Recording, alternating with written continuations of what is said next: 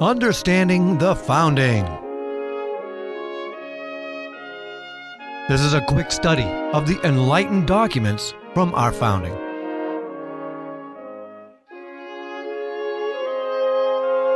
This is a three-part series of discussions. First part, exploring the intent. Next, exploring the founding documents themselves. And finally, exploring some myths that exist about our founding documents.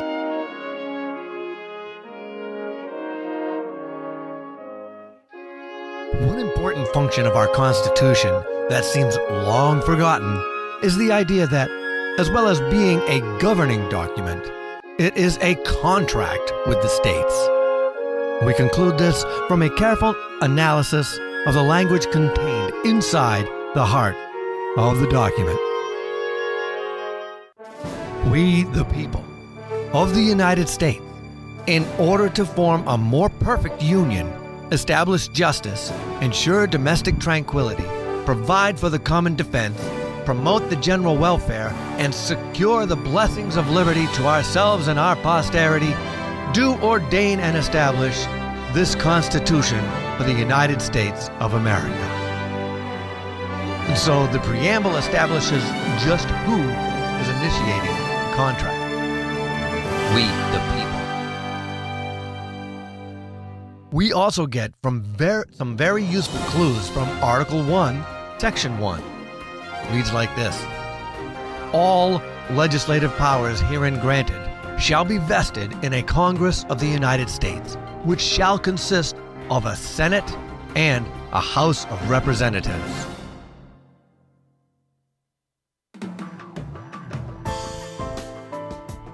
All. All means all. Legislative powers. The authority or ability to make law, repeal law, change law, strike down law, or modify law in any fashion. Herein. Here. Inside this document. Granted. If something is granted, there must inherently be a grantor. When something is granted, something is legally transferred. In this case, power was granted from the state. Shall. Not might, not should, not could. This is a definitive word. Will. Shall.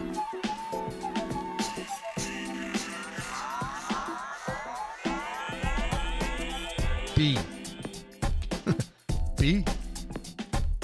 Vested. Bestowed, assigned, entrusted. Again, by whom? The people of these states that are united. Shall be vested in a Congress of the United States.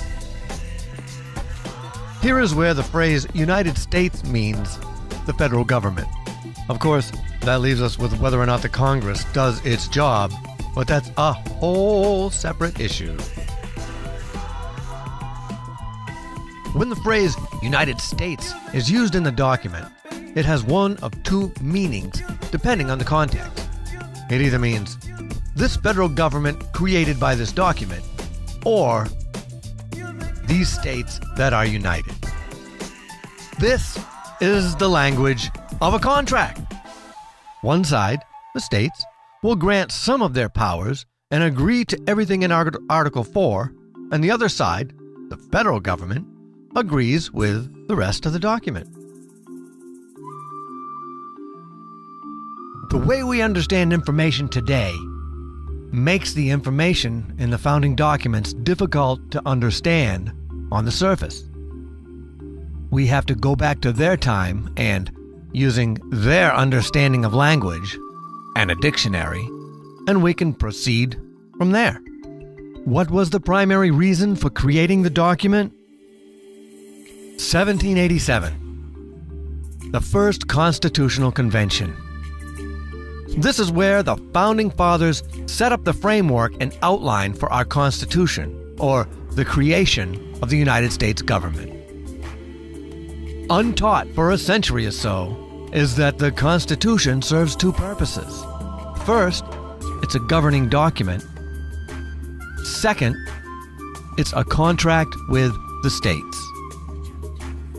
All rolled into one with brilliant clarity, the Constitution was the very first of its kind.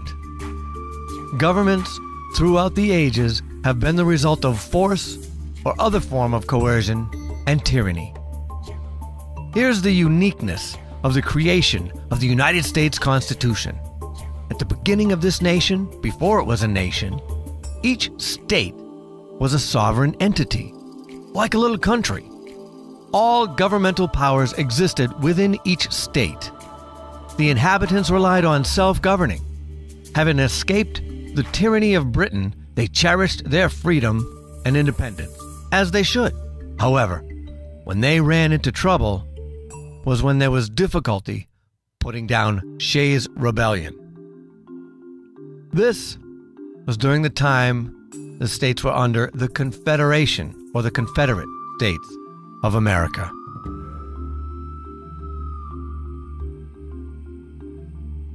The Articles of Confederation served as the governing document of the day. It was a loose arrangement affiliating states with each other. Each state maintained with vigor their sovereignty. Alas, there was not a tight enough bond to assemble and coordinate an opposing force to deal with the rebellion. The wealthy merchants were asked to finance troops to put down the rebellion. This could not be the way things were dealt with going forward. So a gathering was assembled to try to tweak the Articles of Confederation in order to give it more power, so the uber-rich didn't end up the owners of the whole country through indebtedness. In secrecy, the idea and outline for an entire new government was presented, and the Federalists and Anti-Federalists hashed out over a period of 4 months what we have today as our Constitution. When Benjamin Franklin was asked by a woman upon exiting the closed-door convention after it was all over, quote, "Well, doctor, what have you given us? A republic or a monarchy?" Unquote. To which Franklin replied, "A republic, if you can keep it." Throughout the entire document are original intentions that have been forgotten or misrepresented over time, so we have to peel back some layers to get into their heads regarding the context of the time. In the fewest words possible, the original intent was individual liberty. This is a concept that cannot change over time. So, to define the main reason for constructing this Constitution would be to say, in order to form a more perfect union. Sound familiar? It should. It's first on the list of reasons given in the preamble.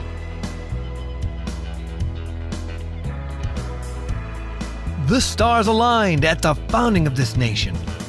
In order to create the Union, the Federalists needed to sell the idea of an honest, wholesome, but limited government, as well as overcome all the objections of the Anti-Federalists.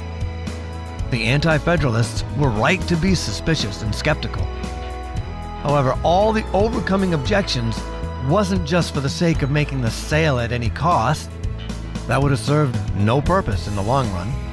The objections raised from the Anti-Federalists were fair observations, and the Federalists, or Publius, made honest efforts to institutionalize the response to the objections. With respect to our state and federal governments, I do not think their relations correctly understood by foreigners. They generally suppose the former subordinate to the latter, but this is not the case. They are coordinate departments of one simple and integral whole. To the state governments are reserved all legislation administration in affairs which concern their own citizens only. And to the federal government is given whatever concerns foreigners and citizens of other states. These functions alone being made federal. The one is domestic, the other the foreign branch of the same government, neither having control over the other, but within its own department. And this is a letter from Thomas Jefferson to Major John Cartwright, June 5, 1824. And now, it's not understood by our own citizens this way. The state are sovereign to the federal government, and the people are sovereign to the state government through representation. The equality comes in functions. The distinction lies with the associations, either foreign or domestic.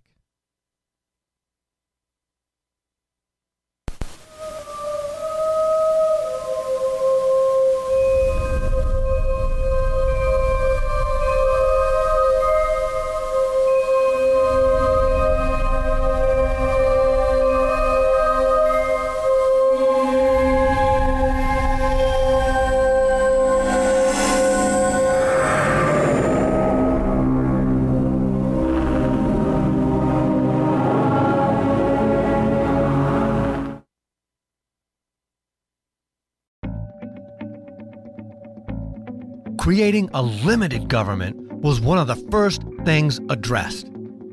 With the frame of reference at the time being England, many people knew all too well the dangers of setting up a government with the power to control the individual.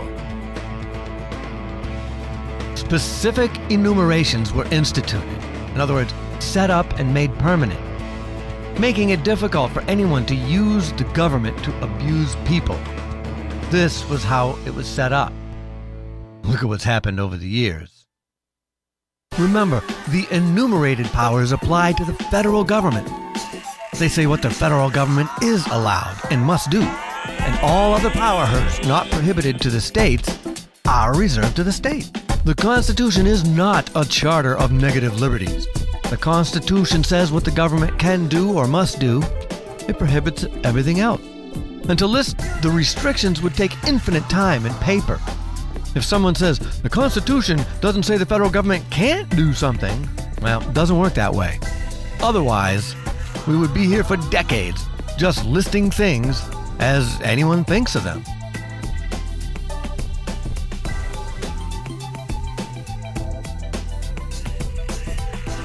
Separation of power is another key way the Federalists instituted control over the government.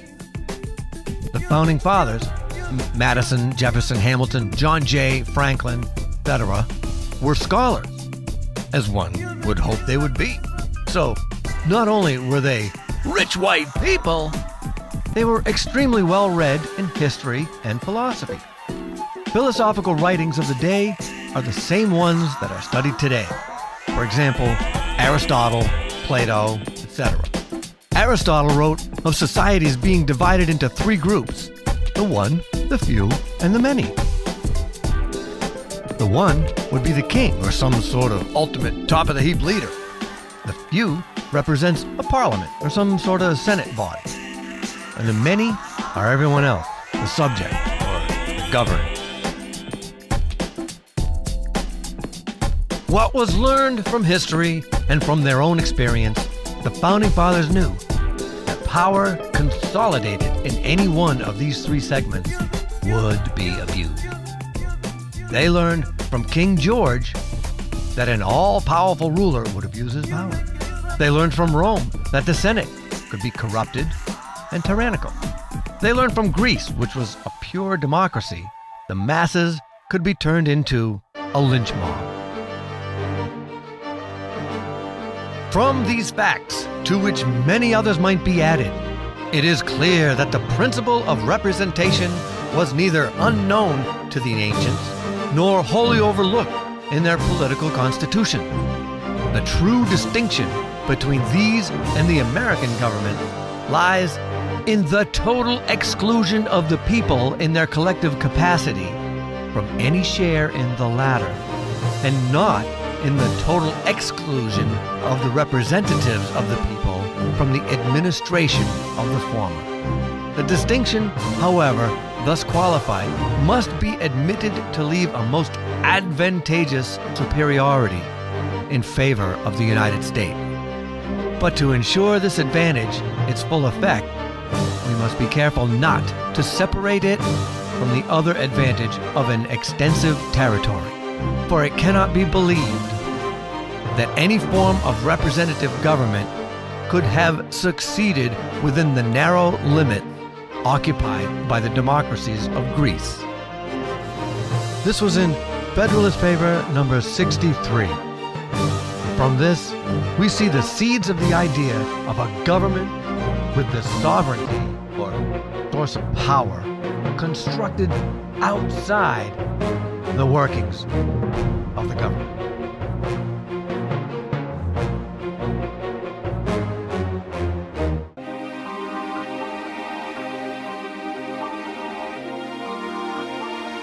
The only way to institute the prevention or maintenance of this idea was to isolate the three sections of a society. The only way to institute that was to create a representative government. By dividing the power across the three branches of government, the founders had the only way to balance the society. The divisions, however, are actually more than what most people think. There are three branches, but one of them is also divided into two sections. The legislative branch is divided into House and Senate to include all that must be represented. The House is the direct representatives of the many. The Senate represents the few. And in this case, the Senate was set up to be the state's representative. Of course, the one is the executive branch, or the president. The judicial branch is an indirect representation of the people 3 or 4 times removed. The offices within the separation of powers are set up with separate functions and specific power. It's the office that holds the power, and they're designed to accommodate ambitious people. Ambitious people will protect their segment of power to prevent other offices from encroaching out of their area because the current occupant has a tyrannical mindset. The powers are separate and specific, so they cannot simply override each other directly. The nature of a republic offers cooling layer and slows down the process of changing the government.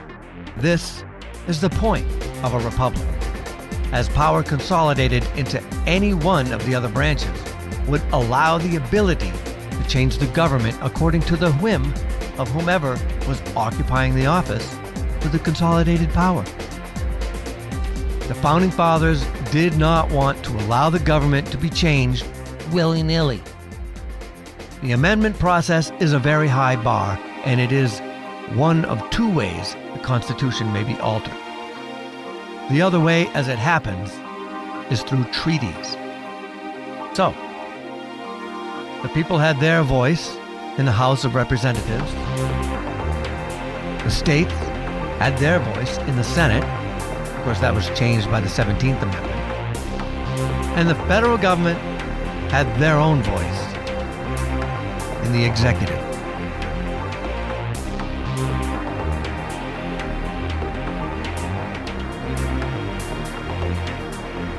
This Constitution cannot be taken alone. To do so, one could easily interpret the allowance for the continued existence of the institution of slavery, for example, given the protections for private property and the definition of property during the time of the founding. Some of the same people involved with the Constitution were, 11 years earlier, involved with the Declaration of Independence, announcing to the world the formal break from the government of Britain. It seems far-fetched at best to think the principles about nature and nature's God and equality in the eyes of authority, along with all the other principles and beautiful concepts in the first segment of the Declaration of Independence, that these do not extend to the Constitution as well. So, to discern the intent of the founding, I think it's easy to understand these 2 documents must be considered related. To include the principles and concepts into the Constitution would be redundant, and since some of the same people were involved with both documents, repetition was not necessary.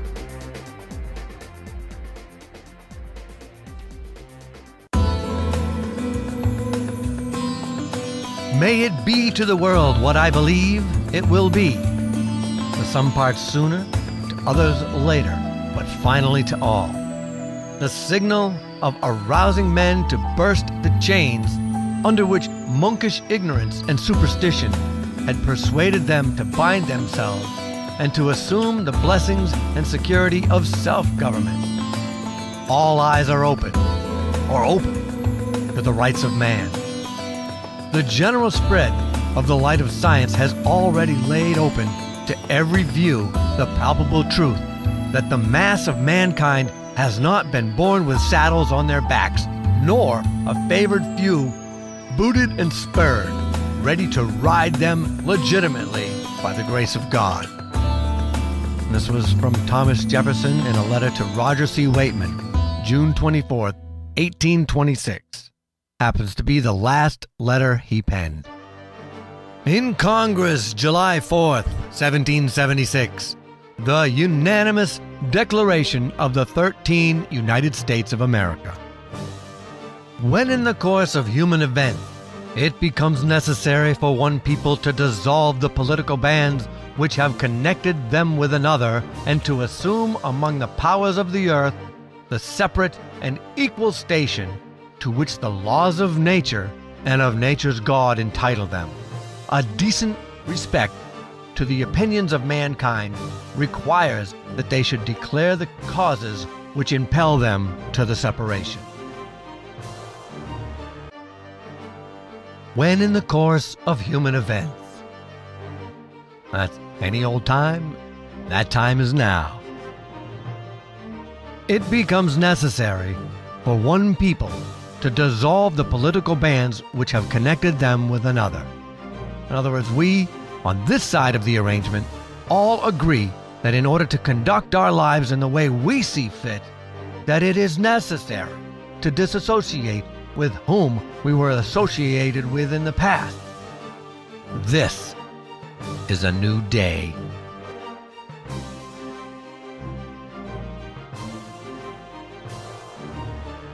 And to assume among the powers of the earth the separate and equal station to which the laws of nature and of nature's God entitle them. In other words, and furthermore, we hereby promote ourselves because the laws of nature and of nature's God entitles us to rule ourselves to an equal status in the eyes of the world as Britain. Why? Because if we were not entitled to do this, we would not be able to do this. Men are men, people are people, and the king puts his pants on one leg at a time, just like we do. Back to the document. A decent respect to the opinions of mankind requires that they should declare the causes which impel them to the separation. In other words, as we hope our opinions in such matter would be respected, we respect the opinions of anyone else interested in knowing our reasons and seeing our evidence. And boy, do we have a list.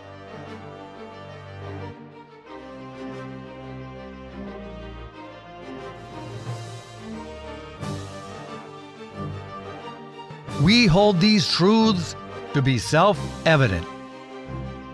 In other words, we believe, and it's a deep-rooted belief, the following things are true. And it's obvious to mankind that these things are true. Back to the document. That all men are created equal. That they are endowed by their Creator with certain unalienable rights.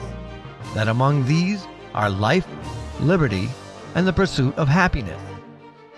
We all know this passage, but let's address a couple things contained in it. The phrase, created equal, is a phrase whose interpretation depends on which word contains the accent. For instance, all men are created equal implies the meaning of egalitarianism. All should be equal and have equality throughout their life. I don't believe that's how it was intended to be spoken. Try this out. All men are created equal. This implies equality at the onset. Like a poker game before anyone picks up their card. Random, but equal, and it depends on how each plays their hand. Equal in the eyes of the law, equal in the eyes of authority.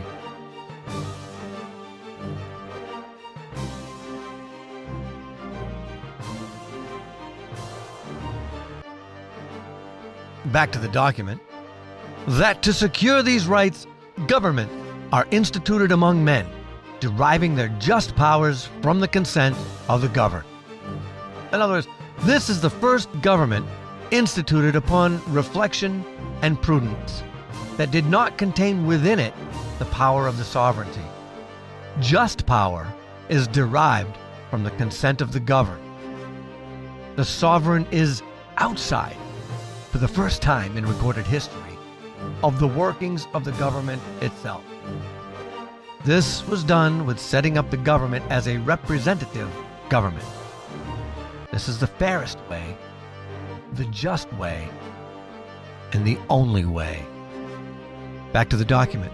That whenever any form of government becomes destructive of these ends, it is the right of the people to alter or to abolish it, and to institute new government, laying its foundation on such principles and organizing its powers in such form as to them shall seem most likely to affect their safety and happiness.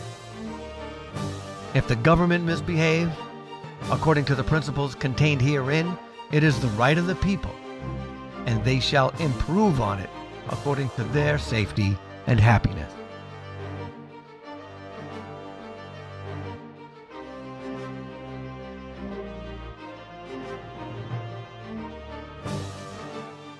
Now back to the document.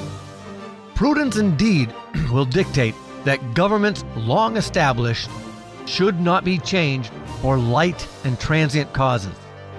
And accordingly, all experience has shown that mankind are more disposed to suffer, while evils are sufferable, than to right themselves by abolishing the forms to which they are accustomed.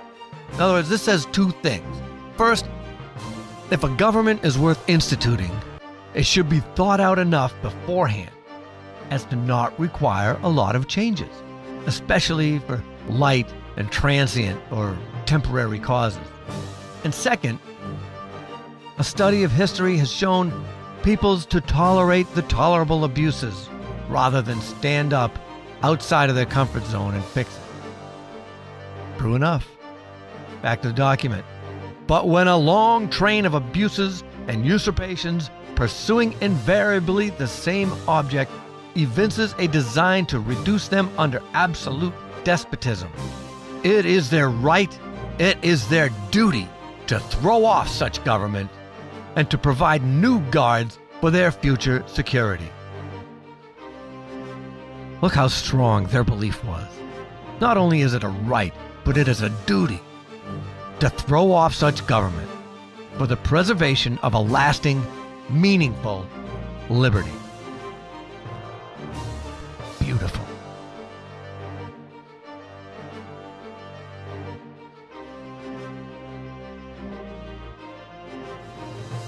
Now back to the document. Such has been the patient sufferance of these colonies, and such is now the necessity which constrains them to alter their former systems of government. Okay, so in other words it says, we have been and are going through such conditions and time. Back to the document. The history of the present King of Great Britain is a history of repeated injuries and usurpation, all having in direct object the establishment of an absolute tyranny over these states. Okay, so here is identified the subject of the objectionable behavior. Back to the document. To prove this, let fact be submitted to a candid world. So in other words, here's the list, and according to the principles we have stated under which we wish to exist, you be the judge, candid world.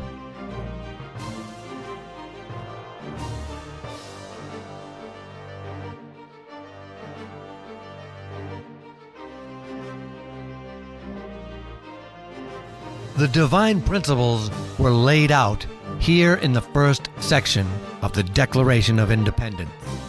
According to the laws of nature and nature's God, the framers of the Constitution needed to figure out how to set up a government which followed that concept.